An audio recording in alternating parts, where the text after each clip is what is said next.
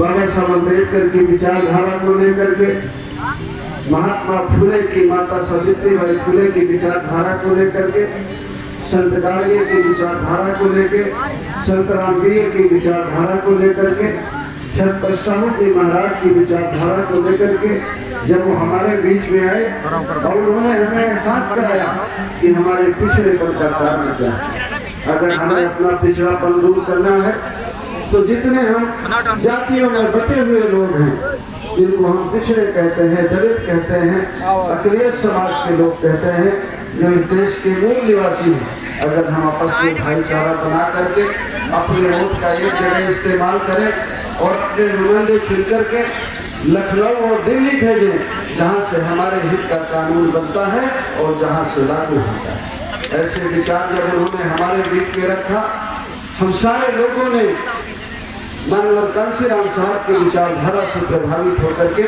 Bahujan Samaj party के साथ चले। लेकिन उनके जाने के बाद जब वो हमारे बीच में नहीं रहे तो बहुजन समाज पार्टी का जो नारा था उनके जमाने में कि जिसकी जितनी संख्या भारी उसकी उतनी हिस्सेदारी, वो माननीय कांशीराम साहब के जाने के बाद वो नारा बदल गया और वो नारा ये हो गया कि जिसकी जितनी थैली भारी उसकी उतनी हिस्सेदारी। जो बहुजन समाज पार्टी कभी पिछड़े और गरीब की और दलित की बात करती थी, आज वो बहुजन समाज पार्टी की लिस्ट में पिछड़ा और दलित नहीं, अकलियत नहीं है। अगर उनकी कोई लिस्ट में है तो वो धन्ना सेठ लोग हैं और वो लोग हैं जो उनको पैसे देते हैं और वो लोग उनके साथ हैं। जो पिछड़े की और दलित की बात करती है, बहुजन की बात करती थी, समाजवादी पार्टी जो पिछड़ों के बल पर और माइनॉरिटी के बल पर सत्ता में आई, आज उनकी लिस्ट में पिछड़े और दलित की कोई जगह नहीं। एक कहती है बहुजन समाज पार्टी कि मैं भगवान परशुराम की मूर्ति सबसे ऊंची 70 फुट की 80 फुट की लगवाऊंगी, तो समाजवादी पार्टी कहती है कि मैं उससे भी बड़ी 100 फुट की मूर्ति लगवाऊंगी। दोनों परशुराम भगवान की मूर्ति लगवाने में लगे हुए।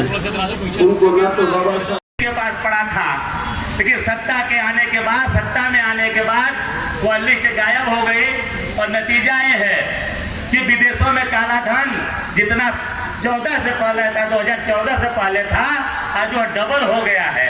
तो इन्हीं की देन है, भारतीय जनता पार्टी के नेताओं की देन है। ये बड़े बड़े घोटालेबाज जो हमारे भारत देश का पैसा लेकर के अगर भागते हैं तो कहाँ भाग के जाते हैं पता है आप लोगों को? सब के सब विदेश, अमेरिका में जाकर के, लंदन में जाकर के बसते हैं। ये हमारे देश के लुटेरे हैं। सभी भारतीय जनता पार्टी के जो भी घोटालेबाज है, देश का पैसा लूटने वाले हैं, या देश के लुटेरे हैं, ये अंग्रेजों से भी बड़े लुटेरे हैं। इसलिए इन लुटेरों को सत्ता से बेदखल करना है। साथी अंग्रेज हमारे देश में आए थे, हमारा देश को गुलाम बनाए थे, तो एक इन लोगों ने नील की खेती, जिनको तिनकटिया खेती कहते थे, बिहार चंपारण में तिनकटिया खेती का मतलब होता था अगर 20 कट्ठे आपकी जगह है तो 20 कट्ठे के जगह में 3 कट्ठे में आपको नील का फसल पैदा करना होगा। और जिस जमीन पे नील की खेती होती थी वह जमीन बंजर और ऊसर हो जाती थी। चंपारण के लोगों ने महात्मा गांधी जी से जाकर के मिले और उनको नील की खेती के विरोध करने के लिए उन्होंने कहा, तो महात्मा गांधी जी ने चंपारण में जाकर के आंदोलन चालू किए, जिसका चंपारण आंदोलन नाम है। वो आंदोलन इतना बड़ा रूप ले लिया कि अंग्रेजों को भारत देश को छोड़ना पड़ा। इसी तरीके से आज भारतीय जनता पार्टी केंद्र में जो 3 काले कानून लाई है, यह 3 काले कानून भी उस तिनकटिया कानून से भयंकर खतरनाक कानून है। इसलिए हमारे देश के हमारे किसान भाइयों ने आज 10 महीने से दिल्ली के बॉर्डर पर बैठे हुए हैं एक किसान बिल वापस कराने के लिए।